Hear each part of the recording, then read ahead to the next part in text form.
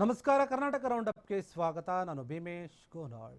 ರಾಜ್ಯದಲ್ಲಿ ಪೊಲೀಸ್ ಇಲಾಖೆನೇ ತಲೆ ತೆಗ್ಗಿಸುವಂತಹ ಮತ್ತೆ ಪೊಲೀಸ್ ಇಲಾಖೆಗೆ ಮುಜುಗರ ಆಗುವಂತಹ ವಿಚಾರ ಏನಿದೆ, ಜಿಡಿಪಿ ರಾಮಚಂದ್ರ ರಾವ್ ಅವರ ಒಂದು ರಾಸಲೀಲೆ ಪ್ರಕರಣ, ಆ ಒಂದು ಕೇಸ್ಗೆ ಸಂಬಂಧಪಟ್ಟ ಹಾಗೆ ಪ್ರಕರಣ ಮುಂದೆ ಏನಾಗುತ್ತೆ, ನಿಜವಾಗಿಯೂ ಕೂಡ ಒಳ್ಳೆಯ ರೀತಿಯಲ್ಲಿ ಕಾನೂನಿನ ರೀತಿಯಲ್ಲಿ ತನಿಖೆ ಆಗುತ್ತಾ, ರಾಮಚಂದ್ರ ರಾವ್ ಅವರಿಗೆ ಶಿಕ್ಷೆ ಆಗುತ್ತಾ, ಸರ್ಕಾರಿಯ ಕಚೇರಿಯಲ್ಲಿ ಪೊಲೀಸ್ ಇಲಾಖೆಯಲ್ಲಿ ಉನ್ನತ ಹುದ್ದೆಯಲ್ಲಿದ್ದಂತಹ ಒಂದು ವ್ಯಕ್ತಿ ಅಥವಾ ಆಫೀಸರ್ ಏನಿದ್ದಾರೆ ಈ ರೀತಿಯಾಗಿ ರಾಸಲೀಲೆಯನ್ನ ಮಾಡಿಕೊಂಡು ಕಚೇರಿಯಲ್ಲಿ ಮಜಾ ಮಾಡ್ತಾ ಇದ್ದಾನೆ. ಈ ಕೇಸ್ ಏನಾಗುತ್ತೆ? ಸಂತ್ರಸ್ತ ಮಹಿಳೆಯರು ದೂರು ಕೊಟ್ರೆ FIR ದಾಖಲಾಗುತ್ತೆ, ಇಲ್ಲದಿದ್ರೆ ಸರ್ಕಾರವೇ ತನಿಖೆಯನ್ನು ನಡೆಸಿ ಕ್ರಮವನ್ನ ಕೈಗೊಳ್ಳಬಹುದು. ಈ ವಿಚಾರದಲ್ಲಿ ಏನಾಗಬಹುದು ಅಂತ, ಸಂತ್ರಸ್ತ ಮಹಿಳೆಯರು ದೂರು ಕೊಟ್ರೆ ಕ್ರಿಮಿನಲ್ ಕೇಸ್ ದಾಖಲಾಗುತ್ತೆ DGP ಏನಿದ್ದಾರೆ ಅವ್ರ ವಿರುದ್ಧ. ಯಾವ ಠಾಣೆಗೆ ದೂರು ಕೊಡ್ತಾರೋ ಆ ಠಾಣೆಯ ಅಧಿಕಾರಿಯಿಂದ ಏನಾಗುತ್ತೆ, ಕ್ರಮ ಆಗುತ್ತಾ? ಪ್ರಕರಣದ ತನಿಖೆಯಿಂದ ಆ ಠಾಣೆಯ ಪೊಲೀಸರೇ ನಡೆಸಬೇಕು. ರಾಮಚಂದ್ರ ರಾವ್ ಏನಿದ್ದಾರೆ ಆಮಿಷ ಒಡ್ಡಿದ್ರೋ ಅಂತ ಮಹಿಳೆಯರು ಏನಾದರೂ ದೂರು ಕೊಟ್ಟಿದ್ರೆ, ಉಲ್ಲೇಖ ಆದರೆ ಏನಾಗಬಹುದು? ಲೋಕಾಯುಕ್ತ ಕೇಸನ್ನು ವರ್ಗಾವಣೆ ಮಾಡಲಾಗುತ್ತೆ. Lokayukta prevention of corruption act ಏನಿದೆ ಅದರ ಅಡಿಯಲ್ಲಿ ಪ್ರಕರಣ ದಾಖಲಾಗುತ್ತೆ. ಸಂತ್ರಸ್ತ ಮಹಿಳೆಯರು ದೂರು ಕೊಡದೇ ಇದ್ದರೆ ಏನು ಕ್ರಮ ಆಗಬಹುದು? ಸರ್ಕಾರಿ ಕಚೇರಿಯಲ್ಲಿ ಕೃತ್ಯ ಎಸಗಿರುವಂತಹ ಹಿನ್ನೆಲೆ ಸರ್ಕಾರದಿಂದಲೇ ಏನಾದರೂ ಶಿಕ್ಷೆ ಆಗುತ್ತಾ, ತನಿಖೆ ಆಗುತ್ತಾ? ಮೊದಲಿಗೆ ಇದರಲ್ಲಿ ಪ್ರಾಥಮಿಕ ತನಿಖೆ ವಿಚಾರಣೆ ಮಾಡಲಾಗುತ್ತೆ, ಏನೇನು ನಡೆಯುತ್ತೆ, ಹೆಂಗೆ ನಡೆಯುತ್ತೆ ಕೇಸ್ ಅಂತ. ನಂತರ IAS ಅಧಿಕಾರಿಯಿಂದಲೂ ಕೂಡ ತನಿಖೆ ಆಗಬಹುದು. ಈ ವಿಚಾರವಾಗಿ ಸೆಂಟ್ರಲ್ ಆಫೀಸರ್ಸ್ ಕಂಡಕ್ಟ್ ರೂಲ್ಸ್ ಏನಿದೆ ಅದರ ಅನ್ವಯ ತನಿಖೆ ಆಗುತ್ತೆ. ಕರ್ತವ್ಯ ಲೋಪದ ಅಡಿಯಲ್ಲಿ ತಪ್ಪಿತಸ್ಥ ಅಧಿಕಾರಿ ವಿರುದ್ಧ ಕ್ರಮ ಆಗುತ್ತೆ ತನಿಖೆ ಆದರೆ. ಇದರಲ್ಲಿ ಸೇವೆಯಿಂದ ವಜಾ ಮಾಡೋಕ್ಕೂ ಕೂಡ ಅವಕಾಶ ಇದೆ, ಕೆಲಸದಿಂದ ತೆಗೆದುಹಾಕೋಕೆ. ನೇಮಕವಾಗದೇ ಇದ್ದಾಗ ಹುದ್ದೆಗೆ ಬಡ್ತಿ ನೀಡೋಕೆ ಸಾಧ್ಯ ಆಗದಲ್ಲಿ ಈ ಒಂದು ವಿಚಾರ. ಜೊತೆಗೆ ಪೆನ್ಷನ್ ಸೌಲಭ್ಯ ಸೇರಿ ಎಲ್ಲ ಸೌಲಭ್ಯಗಳನ್ನು ಕೂಡ ಕಳೆದುಕೊಳ್ತಾರೆ, ಅವು ಕೂಡ ಕ್ಯಾನ್ಸಲ್ ಆಗ್ತಾ ಹೋಗುತ್ತೆ. ನೋಡಿ, ಈ ಒಂದು ಕೇಸ್ಗೆ ಸಂಬಂಧಪಟ್ಟ ಹಾಗೆ ಇಡೀ ರಾಜ್ಯದ ಜನರು ಈ ಒಂದು ಪ್ರಕರಣವನ್ನು ನೋಡ್ತಾ ಇದ್ದಾರೆ. ಒಬ್ಬ ಪೊಲೀಸ್ ಅಧಿಕಾರಿ, DGP ಆಗಿರುವಂತಹ ಅಧಿಕಾರಿ ಈ ರೀತಿಯಾಗ ನಡೆದುಕೊಳ್ಳೋದು ಇರುವಂತಹ ಮಾತು ಕೇಳಿ ಬರ್ತಾ ಇದೆ. ರಾಸಲೀಲೆಯ ವಿಡಿಯೋಗಳು ಎಲ್ಲ ಕಡೆ ಹರಿದಾಡ್ತಾ ಇವೆ, ಜನರು ನೋಡ್ತಾ ಇದ್ದಾರೆ. ಈ ಪೊಲೀಸ್ ಅಧಿಕಾರಿ ಹಿಂಗ ಮಾಡೋದು ಅಂತ ಹೇಳಿ ಇವ್ರ ಮೇಲೆ ಸಾಕಷ್ಟು ಜನರು ಗೌರವ ಇಟ್ಟುಕೊಂಡಿರಬಹುದು. ಇದಕ್ಕೂ ಮುಂಚೆ ಈ ವಿಡಿಯೋಗೆ ಏನು ರಿಲೀಸ್ ಆಯ್ತಲ್ಲ, ಇದನ್ನು ನೋಡೋ ರೀತಿ ಬೇರೆ ಆಗ್ತಾ ಹೋಗುತ್ತೆ. ಸರ್ಕಾರಿ ಕಚೇರಿಯಲ್ಲಿ ಈತ ಕೆಲಸದ ಮೂಡ್ನಲ್ಲಿ ಇರಲಿಲ್ಲ, ಬೇರೆ ಮೂಡ್ನಲ್ಲೇ ಇರ್ತಾ ಇದ್ದ. ಆ ವಿಡಿಯೋ ನಿಮಗೆ ಕಣ್ಣೆದುರಿಗೆ ಕಾಣಿಸ್ತಾ ಇದೆ, ಹೆಂಗಿರ್ತಾ ಇದ್ದ ಅಂತ ಹೇಳಿ, ಹೆಣ್ಮಕ್ಳ ಜೊತೆಗೆ ಯಾವ ರೀತಿಯಾಗಿ ನಡೆದುಕೊಳ್ತಾ ಇದ್ದಾರೆ ಅಂತ ಹೇಳಿ. ಈ ವಿಡಿಯೋ ಎಲ್ಲ ಕಡೆ ವೈರಲ್ ಆಗ್ತಾ ಇದೆ, ಸರ್ಕಾರದ ಗಮನಕ್ಕೂ ಕೂಡ ಬರ್ತಾ ಇದೆ. ಆದರೆ ಈ ಪ್ರಕರಣಕ್ಕೆ ಸಂಬಂಧಪಟ್ಟ ಹಾಗೆ ಏನು ಕ್ರಮ ಆಗುತ್ತೆ, ಯಾವ ರೀತಿಯಾಗಿ ತನಿಖೆ ಆಗುತ್ತೆ, ಸರ್ಕಾರ ಯಾವ ರೀತಿಯ ನಿರ್ಧಾರವನ್ನು ತೆಗೆದುಕೊಳ್ಳುತ್ತೆ, ರಾಮಚಂದ್ರ ರಾವ್ಗೆ ಯಾವ್ಯಾವ ರೀತಿಯಲ್ಲೆಲ್ಲ ತನಿಖೆ ಆಗಬಹುದು, ಸಂಕಷ್ಟ ಎದುರಾಗಬಹುದು, ಅಥವಾ ಸ್ವಲ್ಪ ದಿನ ಏನು ಈ ಒಂದು ವಿಚಾರ ತುಂಬಾ ಬಿಸಿ ಬಿಸಿಯಾಗಿ ಚರ್ಚೆಯಲ್ಲಿರುತ್ತೋ ಅಲ್ಲಿ ತನಕ ಮಾತ್ರ ಇದನ್ನ ಚರ್ಚೆ ಮಾಡಿ ಏನೋ ತನಿಖೆ ಮಾಡ್ತೀವಿ ಅಂತ ಮಾಡಿ ಆಮೇಲೆ ಸ್ವಲ್ಪ ದಿನ ಆದ್ಮೇಲೆ ಇದನ್ನ ಮರ್ತು ಬಿಡ್ತಾರ? ಯಾರೇ ತಪ್ಪು ಮಾಡಿದ್ರು ಸರಿ, ಸರ್ಕಾರ ಕಾನೂನಿನ ರೀತಿಯಲ್ಲಿ ಕ್ರಮ ತೆಗೆದುಕೊಳ್ಬೇಕು. ಆದರೆ ಇಲ್ಲಿ ಈ ಕೃತ್ಯ ಮಾಡಿರುವಂಥದ್ದು, ರಾಸಲೀಲೆ ರೊಮ್ಯಾನ್ಸ್ ಮಾಡ್ತಾ ಇರುವಂಥದ್ದು ಒಬ್ಬ ಉನ್ನತ ಪೊಲೀಸ್ ಅಧಿಕಾರಿ. DGPನೇ ಈ ಥರ ಮಾಡಿದರೆ ಬೇರೆ ಬೇರೆ ಇನ್ಸ್ಪೆಕ್ಟರ್ ಅವರು ಏನು ಮಾಡ್ತಾರೆ? ಏನಾಗುತ್ತೆ? ಮಹಿಳೆಯರು ಯಾರಿದ್ದಾರೆ ಅವರೇನಾದರೂ ಹೋಗಿ, ವಿಡಿಯೋ ವೈರಲ್ ಆಗಿದೆಯಲ್ಲ ಅದಕ್ಕೆ ಸಂಬಂಧಪಟ್ಟ ಹಾಗೆ ಆ ಮಹಿಳೆಯರಿಗೂ ಏನಾದರೂ ಒಂದು ಕಂಪ್ಲೇಂಟ್ ಕೊಟ್ಟರೆ FIR ದಾಖಲಾಗುತ್ತೆ, FIR ರಿಜಿಸ್ಟ್ರೇಷನ್ ಆಗುತ್ತೆ. ಒಂದು ವೇಳೆ ಅವ್ರು ಕೊಡದೇ ಇದ್ದರೆ ಸರ್ಕಾರನೇ ಅವರೇ ಬಂದು ತನಿಖೆಯನ್ನು ನಡೆಸಬೇಕು, ಆದೇಶವನ್ನು ಹೊರಡಿಸಬೇಕು. ಏನು ಸಂತ್ರಸ್ತ ಮಹಿಳೆಯರು ಏನಿದ್ದಾರೆ ಅವರು ದೂರು ಕೊಟ್ಟರೆ ಕ್ರಿಮಿನಲ್ ಕೇಸ್ ಕೂಡ ದಾಖಲಾಗುವಂತಹ ಸಾಧ್ಯತೆ ಇದೆ. ಯಾವ ಠಾಣೆಗೆ ಹೋಗಿ ಕೇಸ್ ಕೊಡ್ತಾರೋ ಆ ಠಾಣೆಯ ಅಧಿಕಾರಿಗಳೇ ತನಿಖೆ ಮಾಡಬೇಕು, ಬೇರೆಯವರು ಮಾಡೋಕ್ಕಾಗಲ್ಲ. ಪ್ರಕರಣದ ತನಿಖೆ ಆ ಠಾಣೆಯ ಪೊಲೀಸರೇ ಮಾಡಬೇಕಾಗುತ್ತೆ. ರಾಮಚಂದ್ರ ರಾವ್ ಆಮಿಷ ಒಡ್ಡಿದ್ರು ಅಂತ ಏನಾದರೂ ಮಹಿಳೆಯರು ದೂರು ಕೊಟ್ಟರೆ, ಅಂದರೆ ಅದರಲ್ಲಿ ಈ ರೀತಿಯಾಗಿ ಉಲ್ಲೇಖ ಮಾಡಿದರೆ, ಆಮಿಷ ಒಡ್ಡಿದ್ರು ದುಡ್ಡು ಕೊಡ್ತೀವೋ, ಇನ್ನೊಂದು ಕೊಡ್ತೀವೋ, ಕೆಲಸ ಕೊಡ್ತೀವೋ, ಬೇರೆಯವ್ರಿಗೆ ಕೆಲಸ ಮಾಡಿಸ್ಕೊಡ್ತೀನೋ ಅಂತ ಏನಾದರೂ ಈ ರೀತಿಯಾಗಿ ಆಸೆಯನ್ನು ಹುಟ್ಟಿಸಿ ಆ ರೀತಿಯಾಗಿ ಆ ಮಹಿಳೆಯರ ಜೊತೆ ಈ ಅಧಿಕಾರಿ ನಡೆದುಕೊಂಡಿದ್ರೆ ಅದಕ್ಕೂ ಕೂಡ ಬೇರೆ ಬೇರೆ ರೀತಿಯಾದ ಶಿಕ್ಷೆಗಳಿದೆ. ಲೋಕಾಯುಕ್ತ ಕೇಸನ್ನು ವರ್ಗಾವಣೆ ಮಾಡಲಾಗುತ್ತೆ. ಈ ಒಂದು ಲೋಕಾಯುಕ್ತ ಕೇಸ್ನ ವರ್ಗಾವಣೆ ಮಾಡ್ತಾರೆ, ನೀವು ತನಿಖೆ ಮಾಡಿ ಅಂತ ಹೇಳಿ. Lokayukta prevention of corruption act ಏನಿದೆ ಅದರ ಅಡಿಯಲ್ಲಿ ಪ್ರಕರಣ ದಾಖಲಾಗುತ್ತೆ. ಸಂತ್ರಸ್ತ ಮಹಿಳೆಯರು ದೂರು ಕೊಡದೇ ಇದ್ದರೆ ಏನು ಕ್ರಮ ಆಗುತ್ತೆ ಅಂದರೆ ಅವರು ಕಂಪ್ಲೇಂಟ್ ಕೊಡದೇ ಇದ್ರೆ ನಮ್ಗೆ ಯಾಕೆ ಬೇಕಪ್ಪ ನಮ್ಮನ್ನು ಕೂಡ ಹೋಗ್ಬಿಡುತ್ತೆ ಬೇಡ ಅಂತ ಹೇಳಿ ಅವರೇನಾದರೂ ಸುಮ್ಮನೆ ಆಗಿಬಿಟ್ರೆ, ಸರ್ಕಾರಿ ಕಚೇರಿಯಲ್ಲಿ ಈ ರೀತಿಯಾಗಿ ತನಗಿಷ್ಟ ಬಂದಂತೆ ತನ್ನದೇ ಒಂದು ಪ್ರೈವೇಟ್ ರೂಮ್ನಲ್ಲಿ ಏನು ಮಾಡಬೇಕೋ ಅದನ್ನು ಇಲ್ಲಿ ಸರ್ಕಾರಿ ಕಚೇರಿಯಲ್ಲಿ ಮಾಡ್ತಾ ಇದ್ದಾನಲ್ಲ ಈ ಪೊಲೀಸು, ಈ ಅಧಿಕಾರಿ, ಬೇಡ ಅವ್ರಿಗೆ ಪ್ರಭಾವ ಇದೆ ಅಂತ ಹೇಳಿ ಮಹಿಳೆಯರು ಸುಮ್ಮನೆ ಆಗ್ಬಿಟ್ರೆ ಬೇರೆ ರೀತಿಯ ಕ್ರಮ ಕೂಡ ಆಗುತ್ತೆ. ಪೊಲೀಸ್ ಇಲಾಖೆಗೇನೆ ಮುಜುಗರ ಆಗುವಂತಹ ತೀವ್ರ ಮುಜುಗರ ಆಗ್ತಾ ಇದೆ, ಸರ್ಕಾರಕ್ಕೂ ಕೂಡ ಅಷ್ಟೇ. ಇಂತಹ ಪ್ರಕರಣ ಇದು ನೋಡಿ, ಸರ್ಕಾರಿ ಕಚೇರಿಯಲ್ಲಿ ಹಿಂಗೆಲ್ಲ ನಡೆದುಕೊಳ್ತಾ ಇದ್ದಾರೆ. ಬೇರೆ ಬೇರೆ ನಾವು ನೋಡಿದ್ದೀವಿ ಬೇರೆ ಪ್ರಕರಣಗಳು. ಆದರೆ ಈತ ಇಲ್ಲಿ ನಡೆದುಕೊಳ್ತಾ ಇರುವಂಥದ್ದನ್ನು ನಾವು ಸಹಿಸೋಕೆ ಆಗ್ತಾ ಇಲ್ಲ. ಅದಕ್ಕೆ ಒತ್ತಿ ಹೇಳ್ತಾ ಇದ್ದೀವಿ ಈ ಒಂದು ವಿಚಾರವನ್ನು. ಫುಲ್ಲು ರೊಮ್ಯಾನ್ಸ್ ಮೂಡಲಿದ್ದಾರೆ ಆಫೀಸರ್ ಸಾಹೇಬರು. ಯಾರ ಮಾತು ಕೇಳೋ ಥರ ಇಲ್ಲ ಕಾಣಿಸ್ತಾ ಇಲ್ಲ. ಅಥವಾ ಯಾರಾದರೂ ನೋಡ್ತಾರೆ, ಯಾರಾದರೂ ಇದ್ದಾರೆ, ಏನಾದರೂ ತೊಂದರೆ ಆಗಬಹುದು, ಅದ್ರ ಬಗ್ಗೆ ಏನು ಕೂಡ ಚಿಂತೆ ಇಲ್ಲ. ನೋಡಿ, ಫುಲ್ಲು ಖುಷಿಯಾಗಿದೆ, ಆರಾಮಾಗಿನೇ ಎಂಜಾಯ್ ಮಾಡ್ತಾ ಇದ್ದಾನೆ ಕಚೇರಿಯಲ್ಲಿ. ಒಬ್ಬ ಆಫೀಸರ್ ಹೆಂಗೆ ನಡೆದುಕೊಳ್ಬೇಕು ಹಂಗೆ ನಡೆದುಕೊಳ್ಳುವಂಥ ಯಾವುದೇ ರೀತಿಯಾದ ಒಂದು ಕಾಮನ್ ಸೆನ್ಸ್ ಇಲ್ಲ ಇವರಿಗೆ. ಇಂಥವ್ರನ್ನೆಲ್ಲ ತಗೊಂಡೋಗಿ ಅಲ್ಲಿ ಕೂರಿಸ್ತಾರೆ. ಈ ಹುದ್ದೆಯಲ್ಲಿ ಬಂದು ಕೂರಬೇಕಂದ್ರೆ ಹೆಂಗೆ ಕಷ್ಟಪಡಬೇಕನ್ನೋದು ಬೇರೆಯವ್ರಿಗೆ ಗೊತ್ತಿರುತ್ತೆ. ಈಗ ಈ ಒಂದು ವಿಚಾರವಾಗಿ ಏನೇನು ತನಿಖೆ ಆಗುತ್ತೆ, ಹೆಂಗೆ ಆಗುತ್ತೆ, ಹಂತವಾಗಿ ಏನೇನು ಆಗ್ತಾ ಹೋಗುತ್ತೆ, ಇವರು ಏನು ಸೌಲಭ್ಯಗಳನ್ನು ಕಳೆದುಕೊಳ್ತಾ ಹೋಗ್ತಾರೆ, ಇದೆಲ್ಲದರ ಬಗ್ಗೆಯೂ ಕೂಡ ಮುಂದೆ ವಿಚಾರಣೆ ಆಗುತ್ತೆ. ಸರ್ಕಾರ ಇದ್ರ ಬಗ್ಗೆ ಏನು ಕ್ರಮ ತೆಗೆದುಕೊಳ್ಳುತ್ತೆ ಅಂತ ನೋಡಬೇಕು.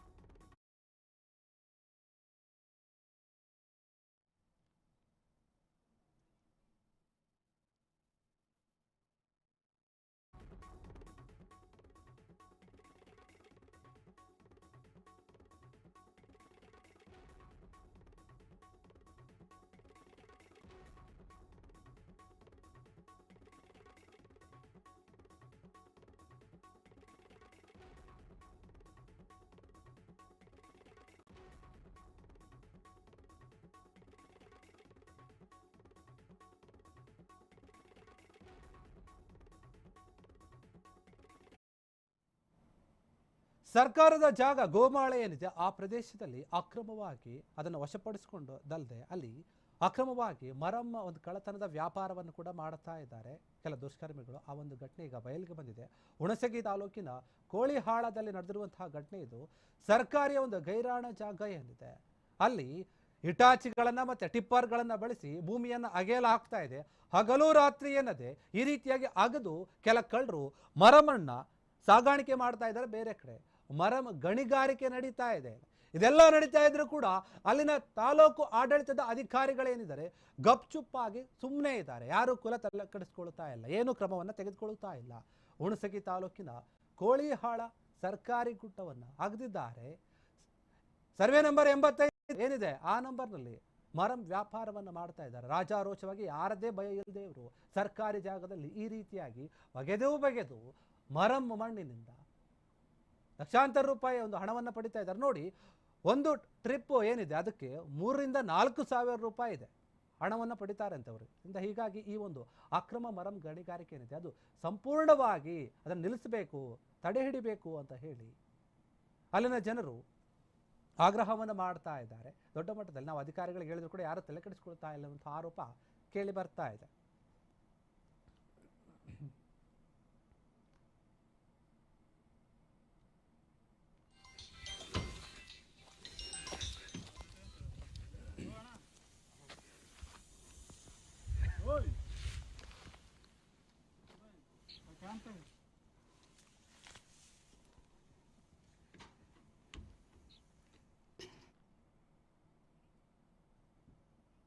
ಉದ್ಯೋಗ ಖಾತ್ರಿ ಯೋಜನೆ ಅಡಿಯಲ್ಲಿ ಪ್ರತಿ ತಿಂಗಳಲ್ಲಿ ಶಹಾಪುರ ತಾಲೂಕಿನ ಎಲ್ಲ ಗ್ರಾಮದಲ್ಲಿ 21 ದಿನಗಳ ಕಾಲ ನಮಗೆ ಸತತವಾಗಿ ಕೆಲಸವನ್ನು ಕೊಡಲೇಬೇಕು ಅಂತ ಹೇಳಿ ಅಲ್ಲಿನ ಜನರು ಪಟ್ಟು ಹಿಡಿತಾ ಇದ್ದಾರೆ. ಅದರ ಜೊತೆಗೆ ಬೇರೆ ಬೇರೆ ಸಮಸ್ಯೆಗಳು ಕೂಡ ಇದೆ, ಅದನ್ನು ಪರಿಹರಿಸಬೇಕು ಅಂತ ಒತ್ತಾಯ ಮಾಡ್ತಾ ಇದ್ದಾರೆ.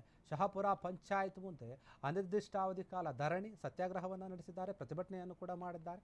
ಈ ಒಂದು ಪ್ರತಿಭಟನೆ ಏನಿದೆ ಕೃಷಿ ಮತ್ತು ಗ್ರಾಮೀಣ ಕಾರ್ಮಿಕರ ಸಂಘ ತಾಲೂಕು ಸಮಿತಿ ಶಹಾಪುರ, ಕರ್ನಾಟಕ ಪ್ರಾಂತ ರೈತ ಸಂಘ ತಾಲೂಕು ಸಮಿತಿ ವತಿಯಿಂದ ಪಂಚಾಯತ್ ಒಂದು ಮುಂದೆ ತಾಲೂಕು ಪಂಚಾಯತ್ ಏನಿದೆ ಅದರ ಮುಂದೆ ಪ್ರತಿಭಟನೆಯನ್ನು ಮಾಡಿರುವಂಥದ್ದು.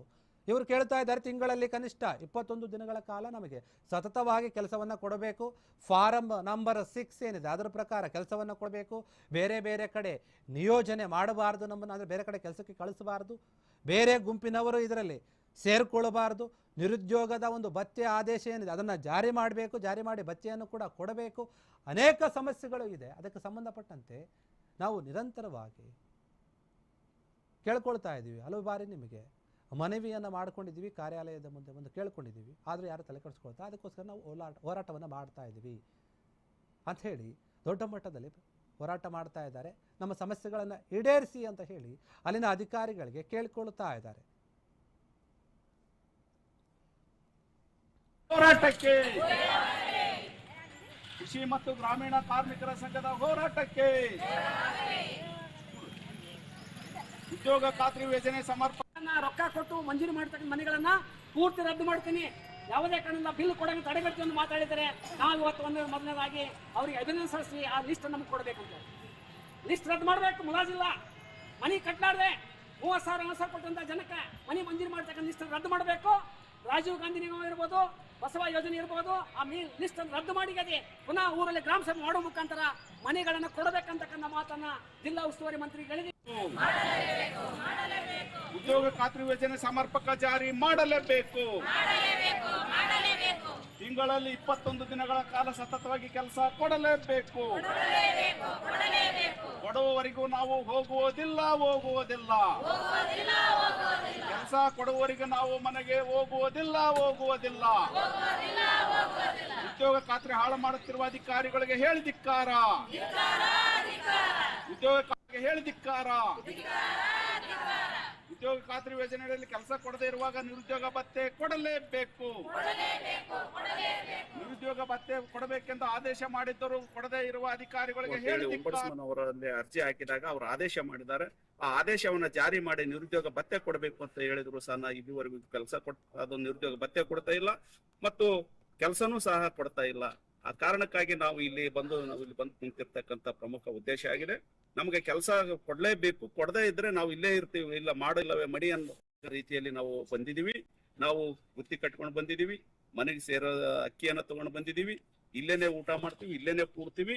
ಮತ್ತು ನಮ್ಮ ಸಂವಿಧಾನದಲ್ಲಿ ಏನು ನಾಳೆ 26ನೇ ತಾರೀಕಿಗೆ ನಡೀತಕ್ಕಂಥ ಸಂವಿಧಾನ ದಿನ ಧ್ವಜಾರೋಹಣೆಯನ್ನು ಆಚರಣೆ ಮಾಡ್ತಿದೀವೋ ಆ ಧ್ವಜಾರೋಹಣ ಆಚರಣೆ ಮಾಡುವ ಮೂಲಕ ಅವತ್ತ ಸಂವಿಧಾನದಲ್ಲಿ ಆಶಯ ಏನ್ ಕೊಟ್ಟಿದ್ರು, ಆರ್ಟಿಕಲ್ 21 ಪ್ರಕಾರ ಉದ್ಯೋಗದ ಹಕ್ಕು ಅಂತಕ್ಕನ್ನೋದನ್ನು ನಮ್ಗೆ ಬಾಬಾ ಸಾಹೇಬ್ ಅಂಬೇಡ್ಕರ್ ಅನ್ನು ಕೊಟ್ಟಿದ್ರು. ಆ ಉದ್ಯೋಗ ಕೊಡದೇ ಇರತಕ್ಕಂತ ಸಂದರ್ಭದಲ್ಲಿ ಈ ಸರ್ಕಾರದ ವಿರುದ್ಧ ನಾಳೆ ರಸ್ತೆಗೆ ನಿಲ್ತಕ್ಕಂತ ಸಂದರ್ಭವನ್ನ ಜನವರಿ 26ಕ್ಕೆ ಬರ್ತದೆ. ಅದಕ್ಕೆ ಅದನ್ನ ಮಾಡಬಾರ್ದು ಅನ್ನೋದಾದ್ರೆ ಕೆಲಸ ಕೊಡ್ಬೇಕು ಅಂತಕ್ಕನ್ನೋದನ್ನ ನಾವು ಸರ್ಕಾರಕ್ಕೆ ಒತ್ತಾಯ ಮಾಡ್ತಿದೀವಿ. ರಾಮ್ಜಿ ಕಾಯ್ದೆ ಅಂತಕ್ಕನ್ನೋದನ್ನ ಅದನ್ನ ವಾಪಸ್ ಆಗ್ಬೇಕು ಅಂತಕ್ಕನ್ನೋದನ್ನ ನಾನು ಮೂಲವಾಗಿ ಅದನ್ನ ವಿರೋಧ ಮಾಡ್ತೀವಿ. ಇದನ್ನ ವಾಪಸ್ ತಗೊಳ್ಳದೆ ಹೋದಲ್ಲಿ ಫೆಬ್ರವರಿ 12ನೇ ತಾರೀಕಿನಂದು ಇಡೀ ದೇಶದಾದ್ಯಂತ ರೈತ ಸಂಘಟನೆಗಳ ಸಂಯುಕ್ತ ಹೋರಾಟ ಸಮಿತಿಯ ಮತ್ತು CITUನ JCTUನ ಕಾರ್ಮಿಕ ಸಂಘಟನೆಗಳನ್ನ ಸೇರಿಸಿಕೊಂಡು ಅಖಿಲ ಭಾರತ ಮಟ್ಟದಲ್ಲಿ ನಾವು ಆಂದೋಲನವನ್ನ ಮುಷ್ಕರವನ್ನ ಹೂಡ್ಲಿಕ್ಕೆ ನಾವು ಈಗಾಗಲೇ ತಯಾರು ಮಾಡಿದೀವಿ.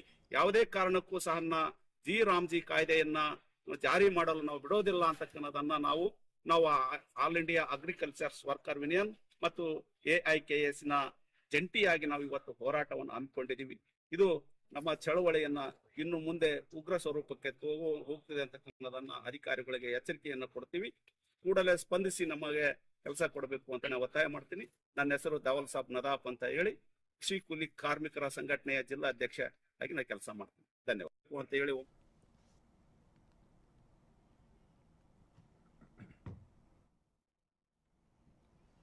ಸ್ನೇಹಜೀವಿ ರಾಜು ಪೇಜಳ್ಳಿ ಬಳಗ ಹಾಗೂ ಮಾಜಿ ಸೈನಿಕ ರಾಜು ಪೇಜಳ್ಳಿ ಅವರ ಆಯೋಜನೆಯಲ್ಲಿ ಅಂತಾರಾಷ್ಟ್ರೀಯ ಜಂಗಿ ಕುಸ್ತಿ ಪಂದ್ಯಾವಳಿಗಳು ನಡೆದಿದೆ. ಉತ್ತರ ಕರ್ನಾಟಕ ಜಿಲ್ಲೆ ಹಳಿಯಾಳ ತಾಲೂಕಿನಲ್ಲಿ ಭಾನುವಾರ ನಡೆದಿತ್ತು. ಕಳೆದ ಭಾನುವಾರ ತಡರಾತ್ರಿಯವರೆಗೂ ಕೂಡ ಯಶಸ್ವಿಯಾಗಿ ನಡೆದಿದೆ ಈ ಒಂದು ಜಂಗಿ ಕುಸ್ತಿಯ ಪಂದ್ಯಾವಳಿ. ಹಳಿಯಾಳದ APMC ಎದುರಿನ ಖಾಸಗಿ 8 ಎಕರೆ ಜಾಗದಲ್ಲಿ ಅಂತಾರಾಷ್ಟ್ರೀಯ ಕುಸ್ತಿ ಪಂದ್ಯಾವಳಿಗಳು ಜರುಗಿದ್ವು. ಅಲ್ಲಿ ಬರೋಬ್ಬರಿ 1 ಕೋಟಿ ರೂಪಾಯಿ ವೆಚ್ಚದಲ್ಲಿ ಆಕರ್ಷಕ ಬಹುಮಾನಗಳನ್ನು ಗೆದ್ದವರಿಗೆ ನೀಡಲಾಗುತ್ತೆ ಅಂತ ಘೋಷಣೆ ಕೂಡ ಮಾಡಲಾಗಿತ್ತು. ಕುಸ್ತಿ ಪಂದ್ಯಾವಳಿಯನ್ನು ಕಾಂಗ್ರೆಸ್ ಹಿರಿಯ ಶಾಸಕರು ಹಾಗೂ ಮಾಜಿ ಸಚಿವರಾದ ಆರ್.ವಿ. ದೇಶಪಾಂಡೆಯವರು ಉದ್ಘಾಟನೆ ಮಾಡಿದ್ರು. ಆ ಬಳಿಕ ಮಾತನಾಡಿದಂತಹ ಅವರು ಮಾಜಿ ಸೈನಿಕ ಜಂಗಿ ಕುಸ್ತಿ ಆಯೋಜಕರಾದಂತಹ ರಾಜು ಮಾರುತಿ ಪೇಚೊಳ್ಳಿ ಅವರು ಏನಿದ್ದಾರೆ, ಅವರು ಸ್ಪೋರ್ಟ್ಸ್ನ ಒಂದು ಪ್ರೇಮವನ್ನು ಶ್ಲಾಘನೆ ಮಾಡ್ತಾರೆ. ಅಂದರೆ ಕ್ರೀಡೆಯ ಒಂದು ಪ್ರೇಮವನ್ನು. ಅದಲ್ಲದೆ ರಾಜು ಅವರು ನಿರಂತರವಾಗಿ ಕುಸ್ತಿ ಹಬ್ಬ ಆಯೋಜನೆ ಮಾಡಬೇಕು, ಅವರಿಗೆ ನಾವು ಬೆಂಬಲವನ್ನು ಕೂಡ ಕೊಡ್ತೇವೆ. ತುಂಬ ಅಚ್ಚುಕಟ್ಟಾಗಿ ನಮ್ಮ ದೇಶದ ಗ್ರಾಮೀಣ ಕ್ರೀಡೆಯನ್ನು ಆಯೋಜನೆ ಮಾಡಿದ್ದಾರೆ. ಇತ್ತೀಚಿನ ದಿನಗಳಲ್ಲಿ ಗ್ರಾಮೀಣ ಕ್ರೀಡೆಗಳೇನಿದೆ ಅವು ಮೊಬೈಲ್ ಯುಗದಲ್ಲಿ ಕಾಣೆಯಾಗ್ತಾ ಇದೆ. ಇಂತಹ ಒಂದು ಆರೋಗ್ಯಕರ ಸ್ಪರ್ಧೆಗಳು ಹೆಚ್ಚು ಹೆಚ್ಚು ಆಯೋಜನೆ ಮಾಡಬೇಕು ಅಂತ ಹೇಳಿ ತಿಳಿಸ್ತಾರೆ. ಇದರ ಜೊತೆಗೆ ಇನ್ನೂ ಸ್ಪರ್ಧೆ ಏನಿದೆ, ಮುಖ್ಯ ಬಹುಮಾನಗಳಾದಂತಹ ಮಹೀಂದ್ರ ತಾರ್ಗಾಗಿ ಹೆಸರಾಂತ ಕುಸ್ತಿಪಟುಗಳಾದಂತಹ ಸಿಕಂದರ್ ಶೇಖ್ ಏನಿದ್ದಾರೆ ಅವರು ಮತ್ತು ಪೃಥ್ವಿರಾಜ್ ಪಾಟೀಲ್, 2ನೇ ಬಹುಮಾನವನ್ನು ರೈತ ಮಿತ್ರ ಟ್ರ್ಯಾಕ್ಟರ್ಗಾಗಿ ಮಹೀಂದ್ರ ಏನಿದ್ದಾರೆ ಅವರು ಗಾಯಕ್ವಾಡ ಹಾಗೂ ಮಿರ್ಜಾ ಇರಾನ್ ಸೆಣಸಾಟದ ಒಂದು ನಡುವೆ ಇತ್ತು. ಅಂತಿಮವಾಗಿ ಪ್ರಥಮ ಬಹುಮಾನವನ್ನು ಮಹೀಂದ್ರ ತಾರ್ನನ್ನ ಹೆಸರಾಂತ ಕುಸ್ತಿಪಟುವಾಗಿಂತಹ ಸಿಕಂದರ್ ಶೇಖ್ ಏನಿದ್ದಾರೆ ಅವರ ಪಾಲಾಗಿದೆ. 2ನೇ ಬಹುಮಾನ ಟ್ರ್ಯಾಕ್ಟರ್ ಹೆಸರಾಂತ ಅಂತಾರಾಷ್ಟ್ರೀಯ ಕುಸ್ತಿಪಟು ಆಗಿದ್ದಂತಹ ಮಿರ್ಜಾ ಇರಾನ್ ಏನಿದ್ದಾರೆ ಅವರ ಪಾಲಾಗಿದೆ. ಇನ್ನು ಉಳಿದಂತೆ ಇದು ಮಹಿಳಾ ವಿಭಾಗದಲ್ಲಿ ನಂಬರ್ 1 ಕುಸ್ತಿಪಟು ಏನಿದ್ದಾರೆ ಸೋನಾಲಿ ಮಡಿಲಿಗೆ ಲಭ್ಯವಾಗಿದೆ. ಅದು ಬುಲೆಟ್ ಅಥವಾ ಸ್ಪೆಂಡರ್ ಸೇರಿ ಸ್ಕೂಟಿ ಕೂಡ ವಾಹನವನ್ನು ವಿಜೇತರಿಗೆ ಕೊಡಲಾಗಿದೆ ಅಂತ ತಿಳಿಸಲಾಗಿದೆ.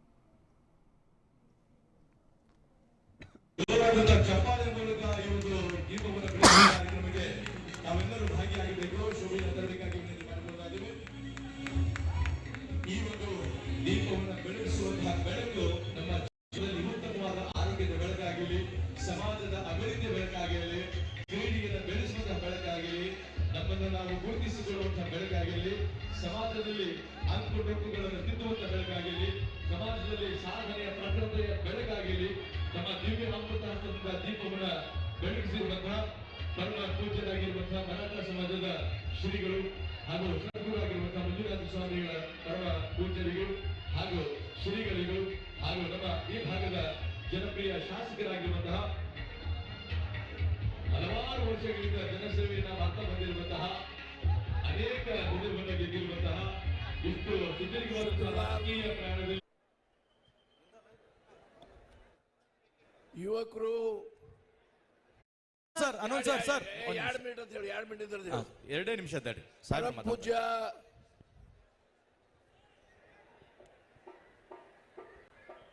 ಮಂಜುನಾಥ್ ಮಹಾರಾಜ್ ಅವರೇ, ಈ ಕ್ರೀಡೆಯ ಸೂತ್ರಧಾರರು, ಯುವಕರು, ಕ್ರೀಡೆಗೆ ಉತ್ತೇಜನ, ಒಂದು ಪುರಾತನ ಕ್ರೀಡೆ, ರೈತರ ಕ್ರೀಡೆ, ಹಳ್ಳಿ ಜನರ ಕ್ರೀಡೆ. ಶ್ರೀ ರಾಜು ಮಾರುತಿ ಪೇಜೋಳಿ ಅವರೇ, ಶ್ರೀ ಕೆ.ಆರ್. ರಮೇಶ್ ಅವರೇ, ಎಂ.ಸಿ. ಹಿರೇಮಠ್ ಅವರೇ, ಪೈಲ್ವಾನ್ ಆದಂತಹ ಗೌರವಾನ್ವಿತ ಶಂಕರ ಅಷ್ಟೇಕರ್ ಅವರೇ ಮತ್ತು ವೇದಿಕೆ ಮೇಲೆ ಕೂತ ಗಣ್ಯರೇ, ನಿಜವಾಗಿ ಹಳ್ಯಾಳ ತಾಲೂಕಿನ ಕುಸ್ತಿ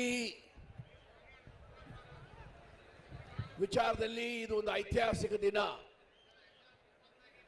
ಸುವರ್ಣ ಅಕ್ಷರದಿಂದ ಬರ್ತಕ್ಕಂಥ ದಿನ. ಶ್ರೀ ರಾಜೀವ್ ಪಿಜೋಳಿ ಅವರಿಗೆ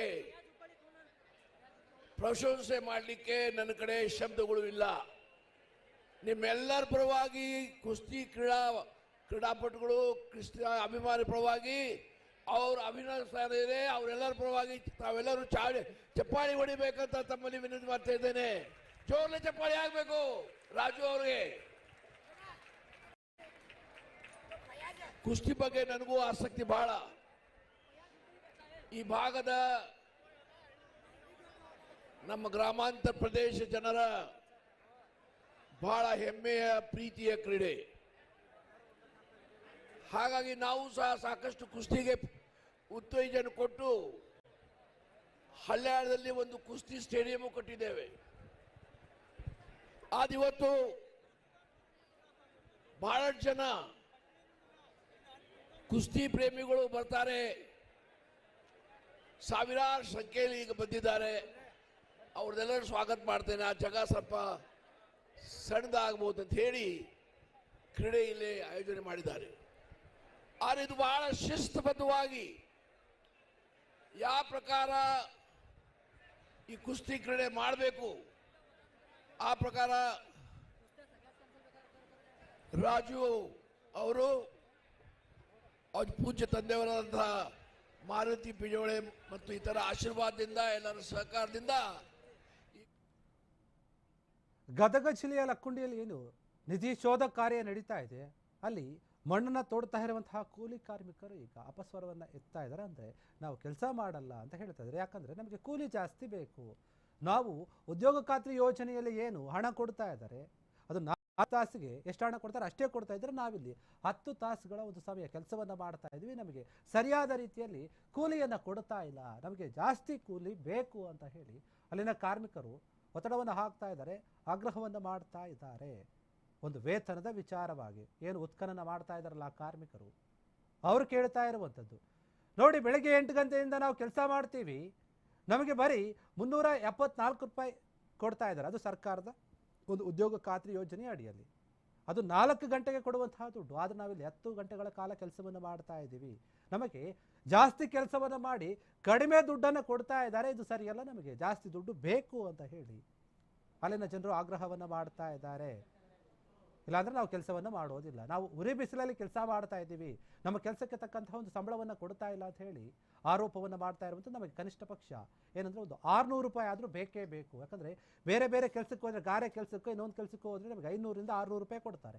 ಆ ಕೆಲಸಕ್ಕೂ ಆ ಒಂದು ದುಡ್ಡು ಕೊಡಬೇಕು ನೀವು.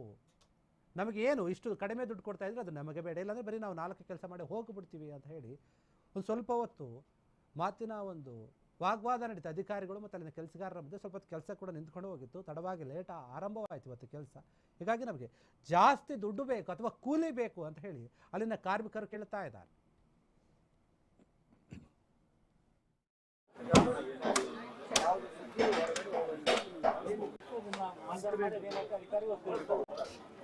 ನೀವು ಅವ್ರು ನಿಮ್ಮಟಿ ನೀವು ಯಾರಿಗೂ ಇದು ಮಾಡಂಗಿಲ್ಲ, ನಾವು ಕೂಡ ಮಾಡಂಗಿಲ್ಲ. ಅದೇನಂತ ಹೇಳ್ತಾರೆ, ಇಲ್ಲಪ್ಪ ಅಂದ್ರೆ ತಪ್ಪು ಕಲ್ಪನೆಗಳು ಜಾಸ್ತಿ ಆಗ್ತದೆ. ಎಲ್ಲ ಪ್ರೆಸ್ ಅನ್ಕೊಂಡ್ರಿ ಕಲ್ಗಳೆಲ್ಲ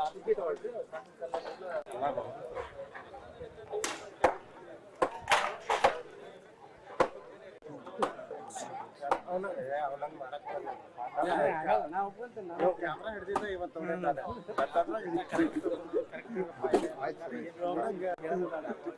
ಏನು ಆಗಲ್ಲ.